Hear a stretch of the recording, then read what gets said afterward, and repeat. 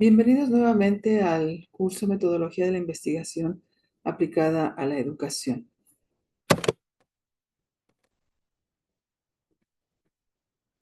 En este curso se espera que los alumnos analicen las técnicas e instrumentos de la investigación educativa en el desarrollo de protocolos científicos relacionados con el hecho educativo.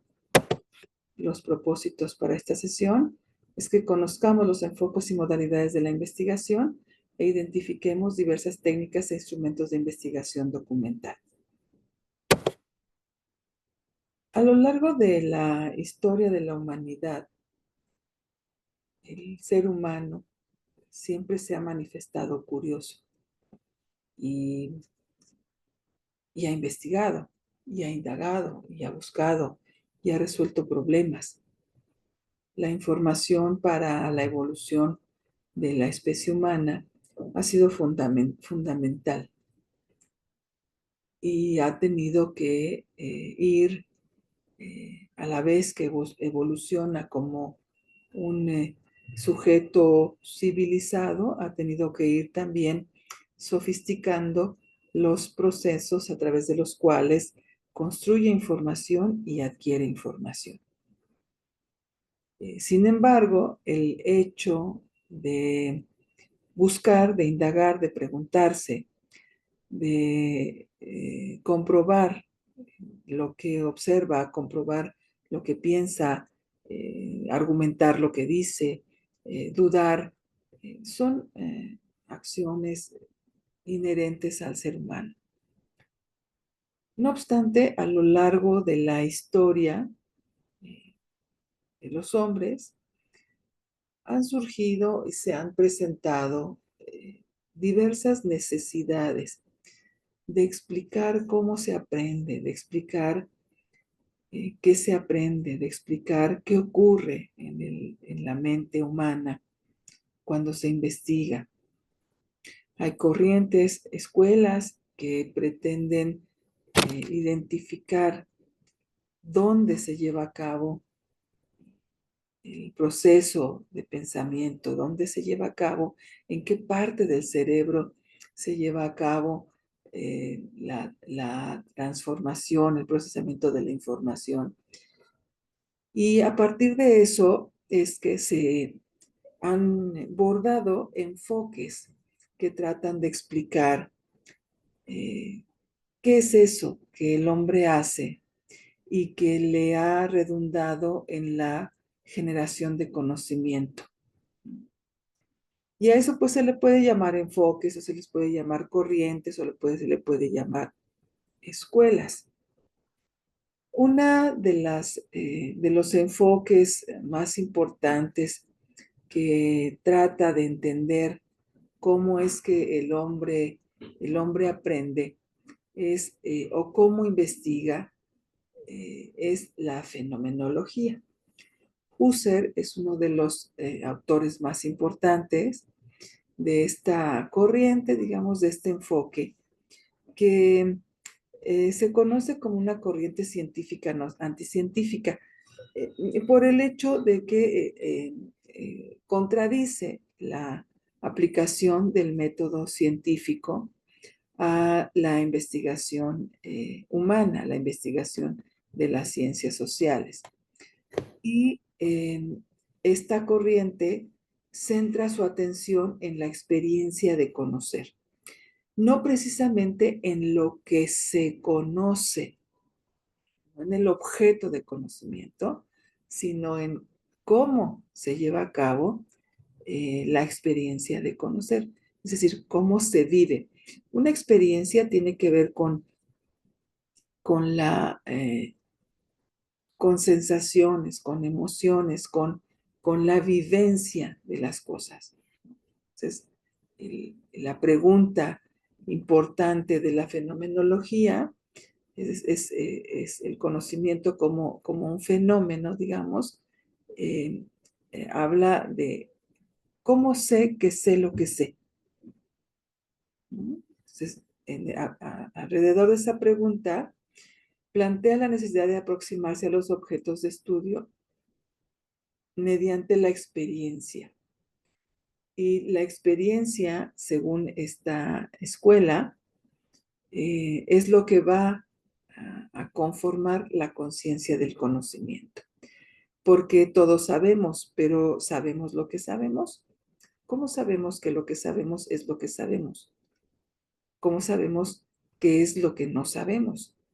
Esas preguntas son importantes para la fenomenología, porque buscan explicar cómo el conocimiento se lleva a la conciencia y cómo esa conciencia puede ser el origen, digamos, de producción de nuevo conocimiento, de inventos, de transformaciones.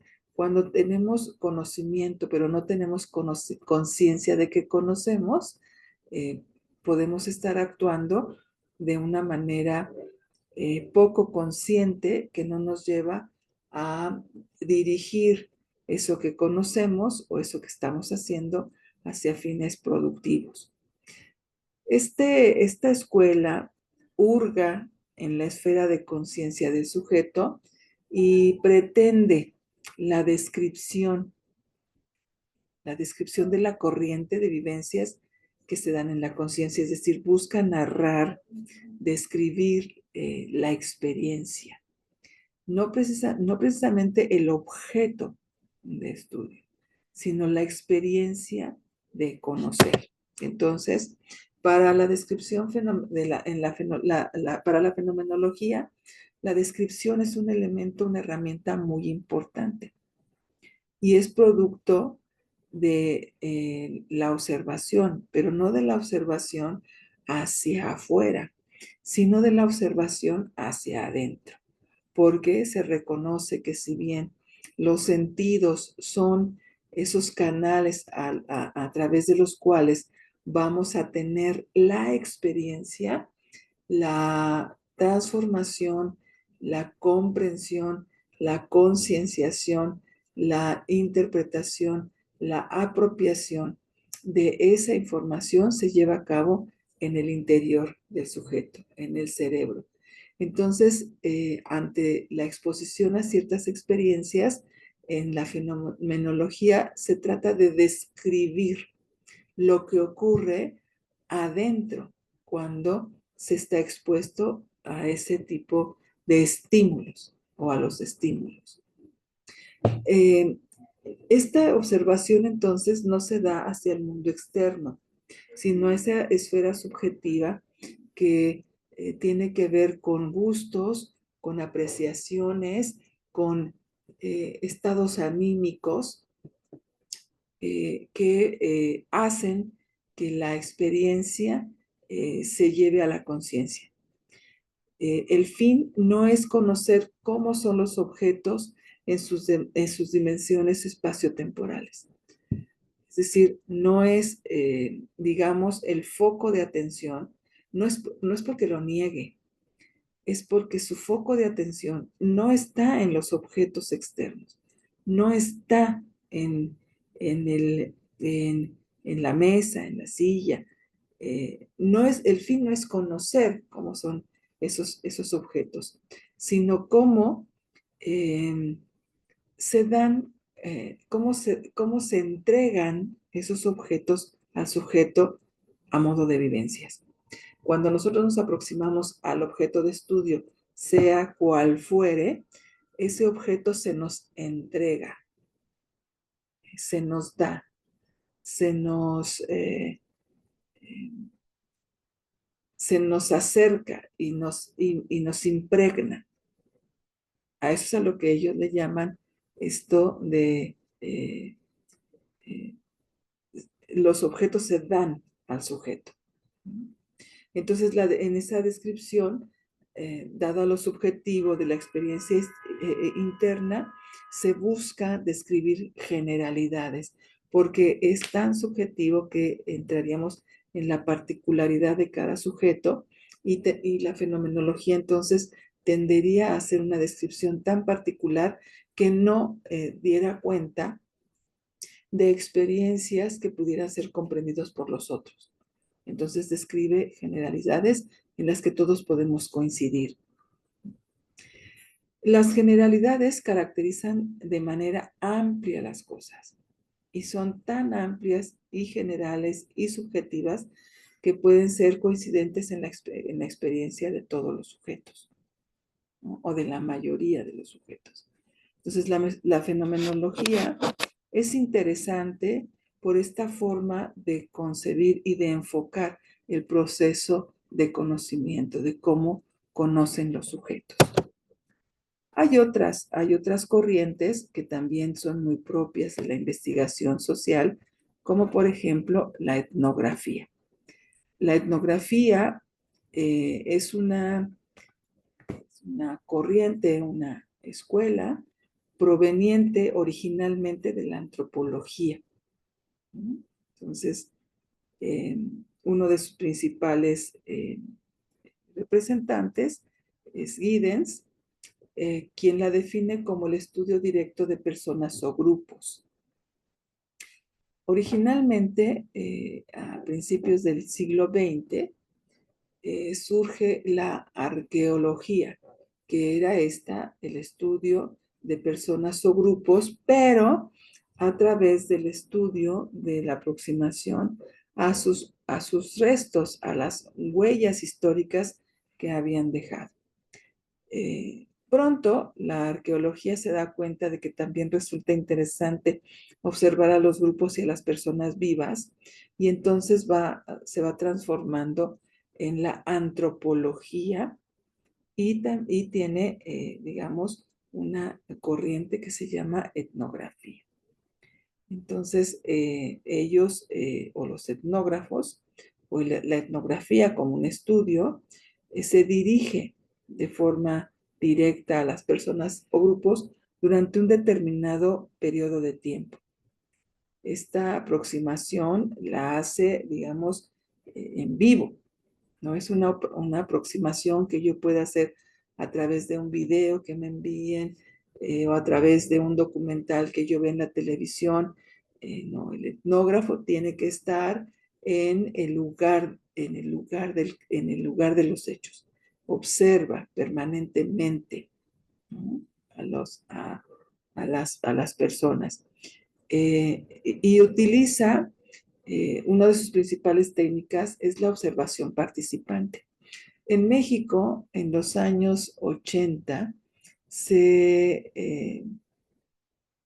proyectó una película que hoy es un referente permanente tanto para antropólogos como para etnógrafos, como para sociólogos, que se llama Los hijos de Sánchez. Entonces es un cuasi documental sociológico que utiliza esta técnica de observación participante. Se llevó a cabo aquí en la Ciudad de México, en una de las vecindades del centro de la ciudad. Y esta observación participante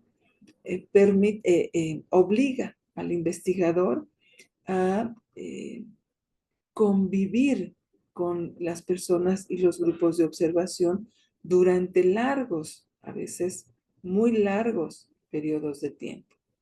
Entonces, la observación participante permite comprender desde la vida cotidiana lo que las personas sienten, piensan, hacen, eh, cómo significan, cómo interpretan la vida, cuáles son sus ritos de relaciones, cómo construyen un lenguaje común, cómo van construyendo historias conjuntas.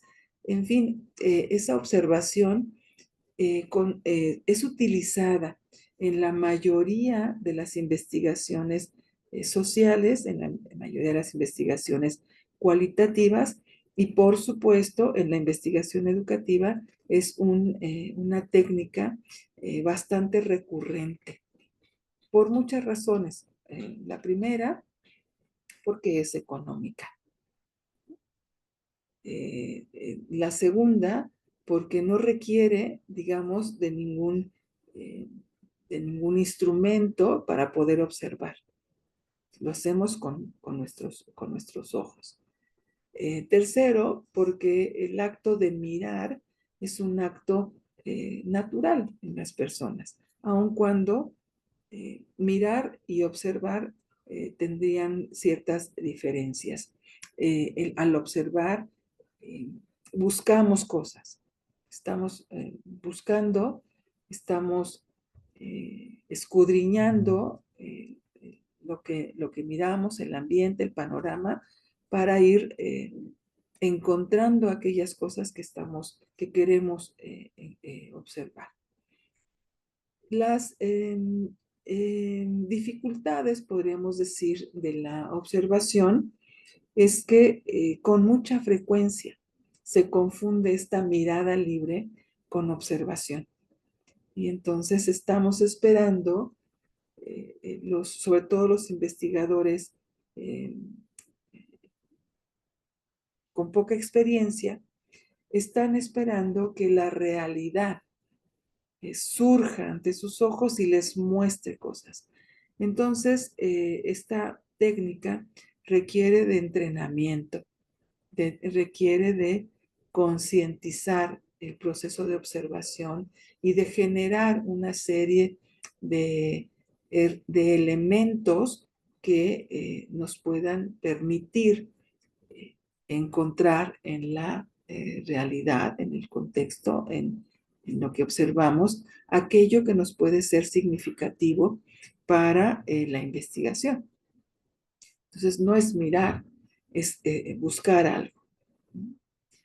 La etnografía también se apoya en las entrevistas.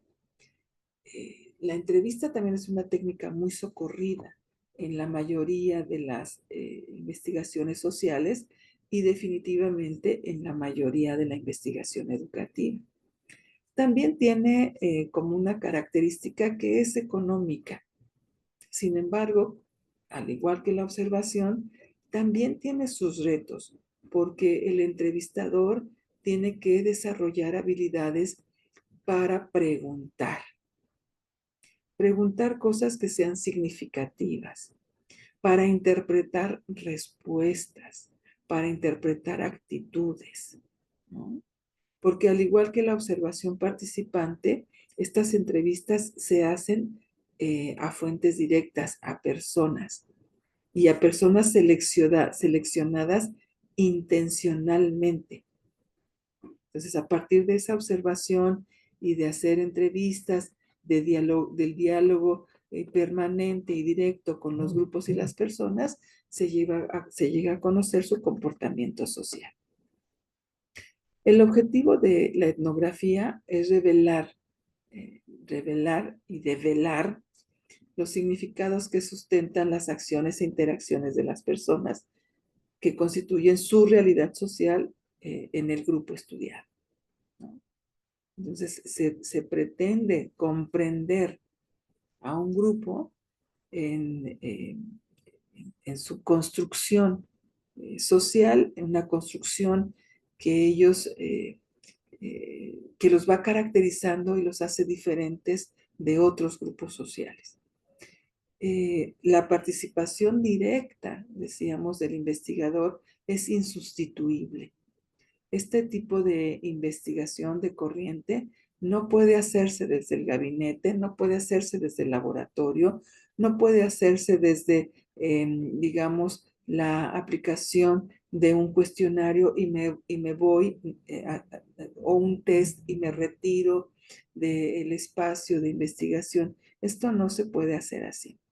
Son investigaciones largas para poder obtener ciertos resultados. Esta eh, investigación, decíamos, se distingue por la participación activa del investigador en el grupo de estudio. Es parte del hacer cotidiano. En el caso de la investigación educativa, la investigación etnográfica bien puede ser una metodología que utilice el profesor para comprender al grupo clase, para comprender a la comunidad educativa a la que pertenece, para comprender a la comunidad circundante. Debe estar presente en su hacer cotidiano. En ese momento el investigador observa, entrevista, aun cuando en muchas ocasiones las personas no saben que están siendo entrevistadas. Entonces, el investigador dialoga con ellos. Cuando se puede, a la hora del almuerzo, a la hora del lunch, en espacios de concentración espontánea, alrededor del garrafón de agua, en fin, esos espacios el investigador los aprovecha para hacer preguntas, para pedir explicaciones, interpreta, dialoga e interactúa con otros sujetos que conforman el grupo.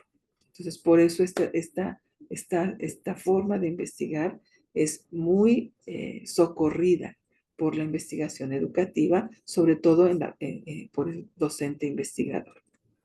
Esta investigación también representa un reto, decíamos, porque el investigador tiene que desempeñar dos papeles, dos roles, como miembro del grupo y como investigador.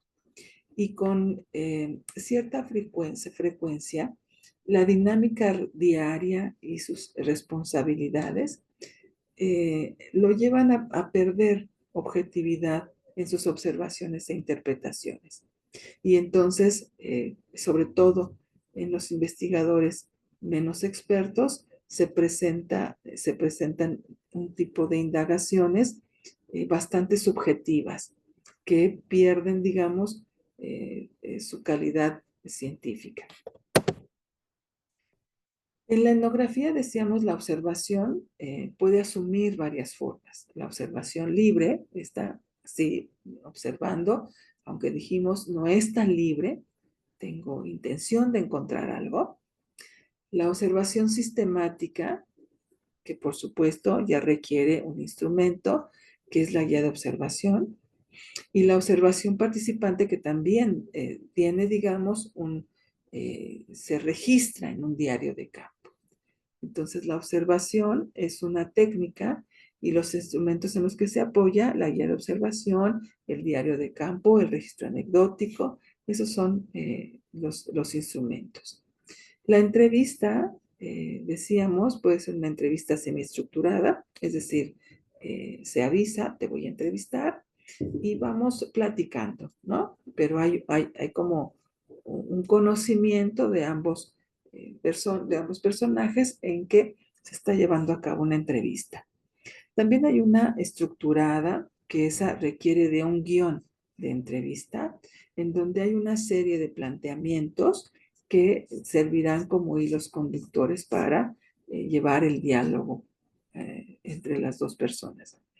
Hay otra que es muy interesante y que es poco aprovechada, en mi opinión, por la investigación educativa, que son las entrevistas a profundidad.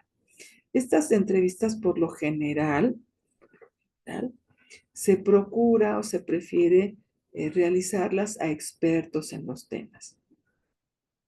Y se busca que el experto exponga desde su expertise su opinión, su punto de vista, su postura frente a ciertas cosas. Las entrevistas no se hacen a población abierta, sino que son personajes seleccionados a partir de ciertos criterios que permiten garantizar que la información que se va a obtener es significativa y relevante para el tema. Y hay una entrevista a la que yo le llamo entrevista conversacional. Esta entrevista personalmente me agrada mucho, es algo que yo utilizo con mucha frecuencia y es una entrevista que ocurre de formas muy diversas, pero todas o la mayoría de las veces de forma espontánea. Entonces, el investigador debe tener desarrollado algo que se llama sentido de oportunidad. Es decir, en ese vivir y convivir con el grupo, el investigador debe ser capaz de identificar todas aquellas oportunidades en donde puede entrevistar a los grupos y al grupo y a las personas. ¿En dónde se presenta la oportunidad? En cualquier momento, en cualquier lugar, a cualquier hora y con cualquier persona. Vamos, las personas son seleccionadas, pero con cualquiera de las personas seleccionadas puede ocurrir. Y es tan espontánea que parece una conversación informal. Parece que es una plática entre conocidos, entre amigos, ¿no? Que podría ocurrir alrededor de una mesa de desayuno, que podría ocurrir eh, a la hora del descanso consumiendo un lunch, que podría ser en el momento en que nos trasladamos en el auto, que podría ser a lo largo en el transporte, en fin, el sentido de oportunidad le va a decir al investigador qué preguntar y cómo aprovechar ese momento en el que su fuente de información está disponible. Y por supuesto, requiere también que el investigador tenga una gran capacidad para hacer preguntas, para escuchar atentamente lo que el entrevistado le está diciendo y a partir de eso generar nuevas preguntas. Pero también y sobre todo implica la habilidad de recordar qué me dijo el entrevistado. Entonces, es muy recomendable que el investigador que se aventura en este tipo de entrevistas se haga acompañar permanentemente por su diario de campo. Entonces, en las entrevistas, sobre todo en la entrevista conversacional, no se escribe delante del entrevistado, sino la escritura, la narración se hace posterior a la entrevista. Y el análisis de discurso.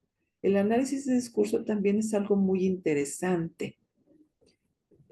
Cuando el investigador está en los grupos y está como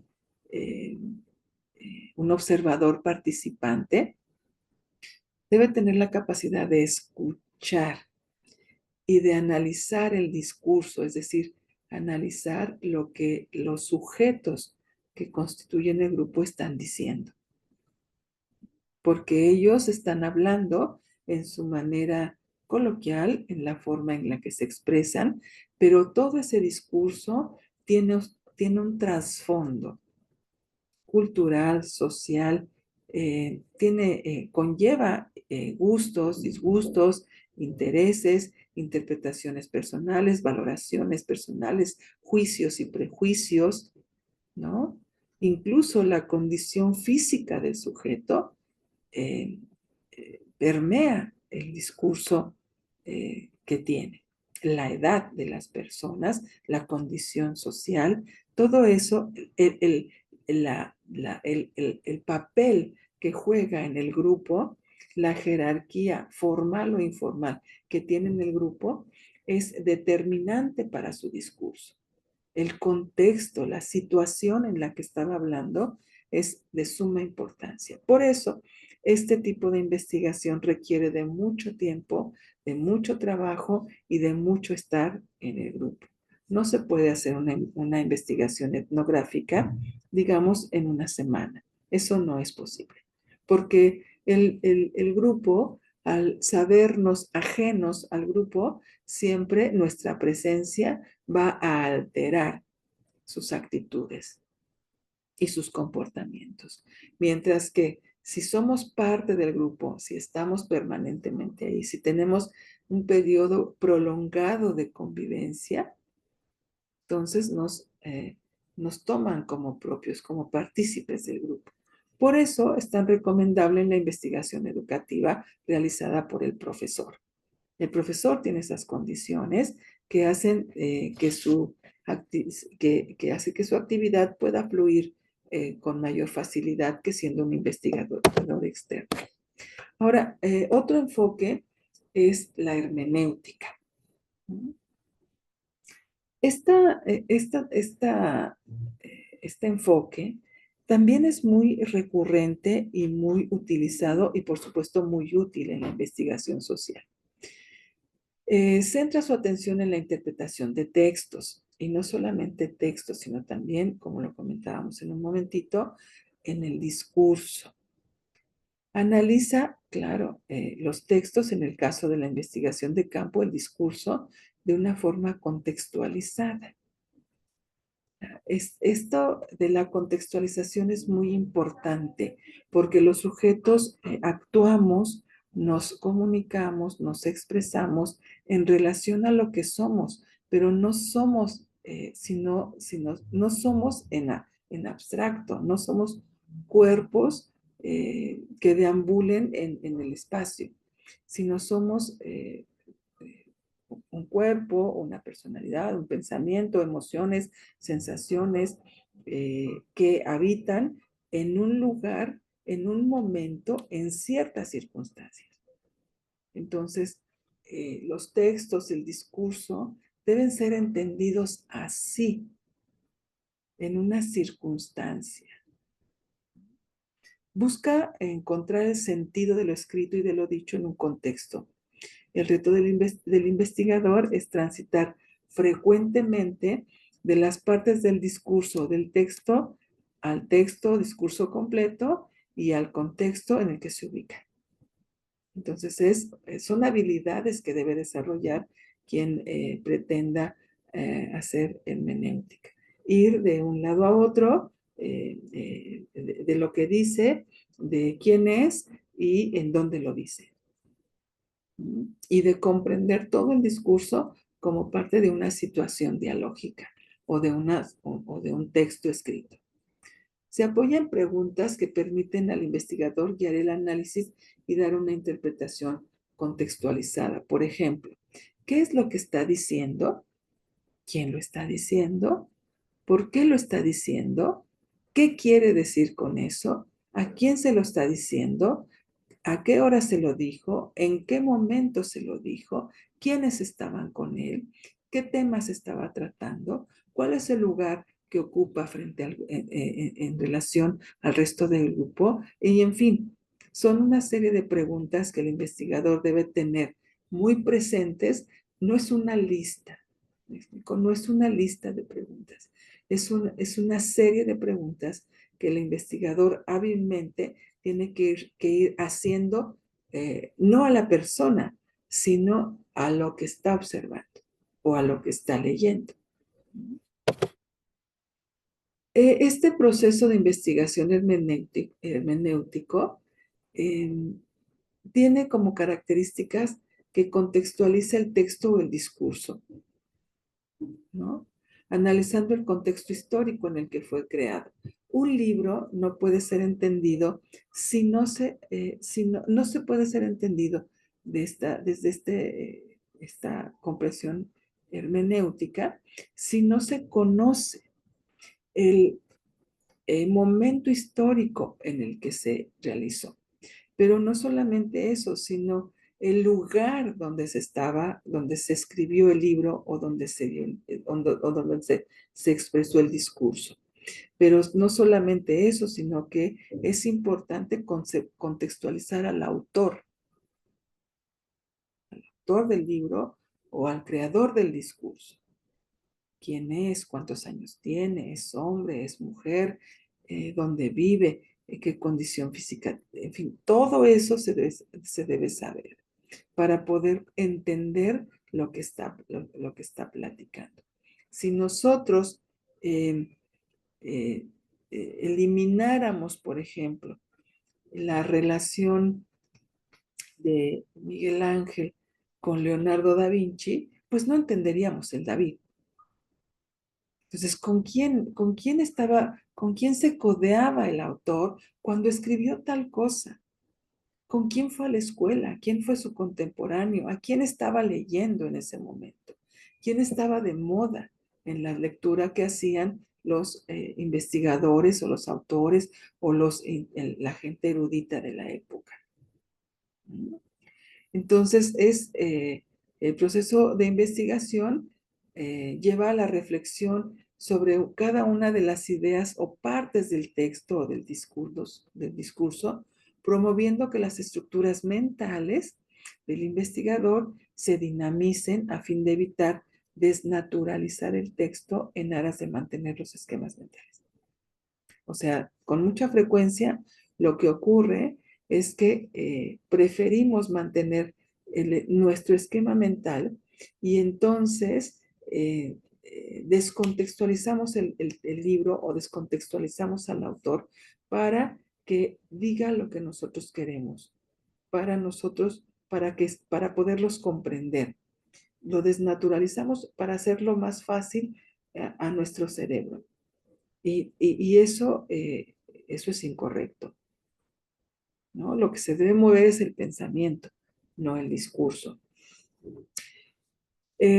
Incluye también el diálogo con el texto en un círculo hermenéutico de preguntas y respuestas. El investigador avanza en el conocimiento del texto o del discurso a partir de estas preguntas que ya les comentaba, que finalmente lo van a llevar a la interpretación, pero la interpretación fundamentada, una interpretación que proviene del conocimiento del texto y del discurso.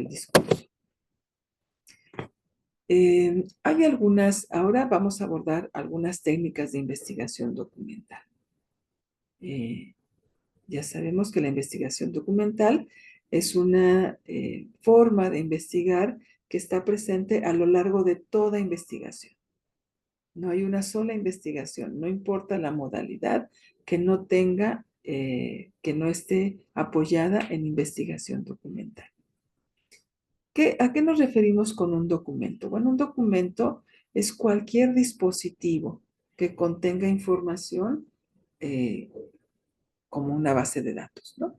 Puede ser un libro, una revista, un discurso escrito, un archivo, un diario de campo, un periódico, una revista, puede ser una receta de cocina, puede ser un archivo personal, puede ser eh, una, un archivo eh, histórico, puede ser también un video, puede también ser un audio, ¿no? Todos esos son documentos que pueden ser fuentes de información. Entonces, las técnicas de investigación documental se centran en los procedimientos para organizar y analizar las fuentes de información documentales. Estos que comentamos se llaman fuentes de información documental. Y la investigación documental puede tomar la forma de bibliográfica, si lo que se está analizando son libros. Y tiene como instrumento de recopilación de datos la ficha bibliográfica.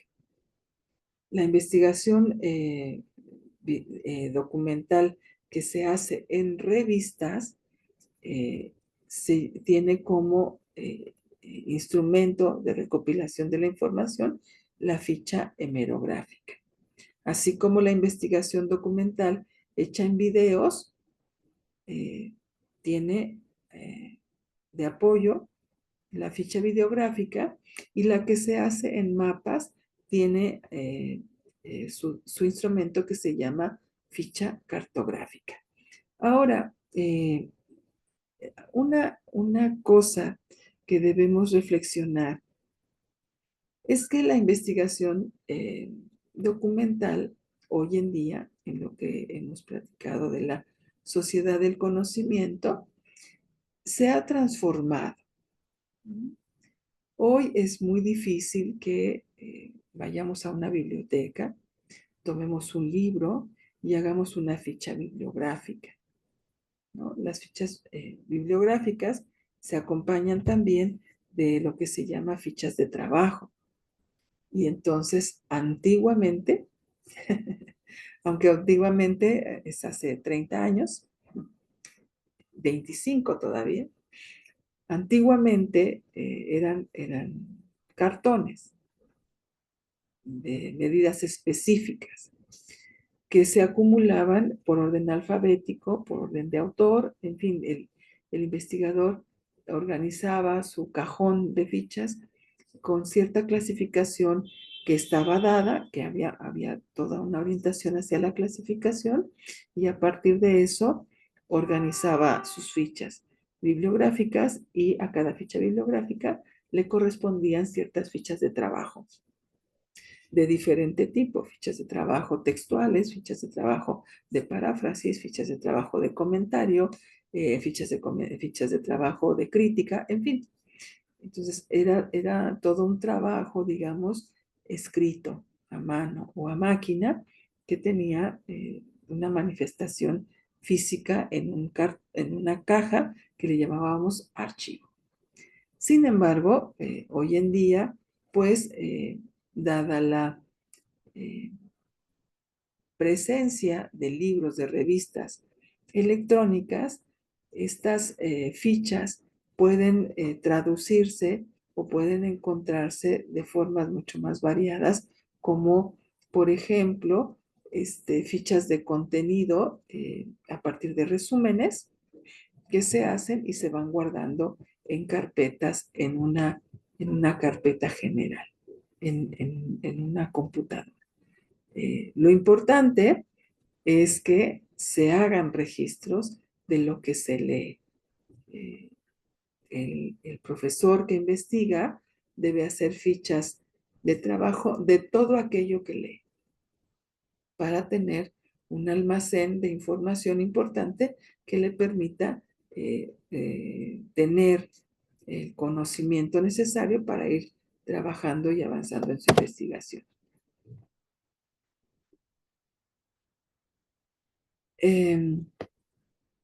La investigación educativa. Podemos decir que la investigación educativa es un conjunto de procesos sistematizados de indagación que atiende a la solución de problemas de investigación relacionados con temas de interés en el campo educativo, como eh, lo que ven en pantalla son algunos ejemplos de temas de investigación educativa: innovación en los procesos de enseñanza-aprendizaje, evaluación educativa, financiamiento a la educación, deserción y aprovechamiento escolar, participación social en la educación, práctica docente, evaluación de los aprendizajes, gestión escolar, liderazgo, dirección, participación de los padres de familia en la escuela, opinión de los alumnos, el aprovechamiento en determinadas materias, el currículum. Todo lo que ocurre en la escuela es sensible de ser investigado, de ser construido como un objeto de investigación educativa. Entonces, si aprovechamos las técnicas documentales, las corrientes metodológicas, el maestro puede desarrollarse como lo que se conoce como el docente investigador, que es algo que hoy está siendo una exigencia en la escuela mexicana. La investigación en el modelo educativo es Nueva Escuela Mexicana. Promueve formas diferentes de aproximarse a las realidades educativas. Busca vincular la escuela con la comunidad alrededor de la solución de problemas sociales. Involucra el enfoque socioformativo como alternativa de investigación. Prioriza los proyectos de intervención socioformativos como espacios de investigación. Y el objeto de la investigación es aportar conocimiento pertinente para atención y solución de problemas sociales. Esta investigación socioformativa se aleja de la investigación científica y cuantitativa tradicional. Entonces, hoy la Nueva Escuela Mexicana busca que el docente se vaya formando como un docente reflexivo, un docente investigador, que tome como objeto de investigación su propia práctica, que tome como espacio de investigación su aula de clase, que la investigación que haga alrededor de los intereses, las dudas que pueda generarse, sean de utilidad y atiendan a la solución de problemas comunes a la comunidad.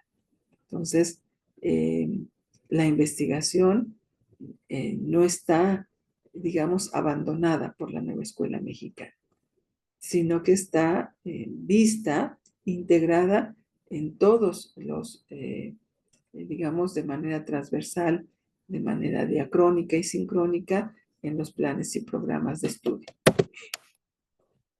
Veamos cuál es la estructura de una ficha bibliográfica. Esta es una estructura general que puede ser utilizada, aunque les comentaba yo, hoy es muy fácil hacer una ficha bibliográfica, incluso en los artículos de revistas, de muchas revistas ya, cuando uno ingresa, uno le dan en una pestaña y le dicen cómo citar esta obra. Entonces, cuando uno toma cómo citar esta obra, le están dando toda la ficha bibliográfica. Pero digamos que es importante revisar que esas referencias que nos dan tengan el apellido y el nombre del autor. Hoy se estila que se ponga el apellido paterno o el primer apellido y solamente la inicial del primer nombre propio. Entonces, así se identifica. El título del libro, es importante ponerlo, el subtítulo del libro, la edición, el editor, el año de publicación, la liga de la dirección o URL y el número DOI. El número DOI es un número que identifica a cada publicación y por lo general lo asignan revistas de gran circulación. El número DOI lo dan revistas que están indexadas en algún en algún índice de revistas de alta calidad. Entonces, si ustedes escriben, busquen escribir en revistas o libros que tengan esta característica. Los libros también están referidos a índices que los refieren a calidad. Ahora, una ficha hemerográfica, pues bueno, tiene más o menos los mismos datos. El autor, el título del artículo, el nombre de la revista, la edición, la que corresponda, el país y la fecha de donde se publicó la revista, las páginas donde se encuentra el artículo, de página 8 a la página 15, por ejemplo, el año y el número, porque recordemos que las revistas son de publicación periódica. Algunas son mensuales, bimestrales, trimestrales, semestrales, anuales, y entonces ese número es el que se espera pongamos ahí. La liga de la dirección electrónica y el número DOI. Entonces, estas revistas pertenecen a un índice que las ubica como revistas de calidad. Les dejo algunas ligas para que ustedes puedan tener mayor información de este tema y les recuerdo que revisen eh, la actividad para la evaluación de esta segunda sesión.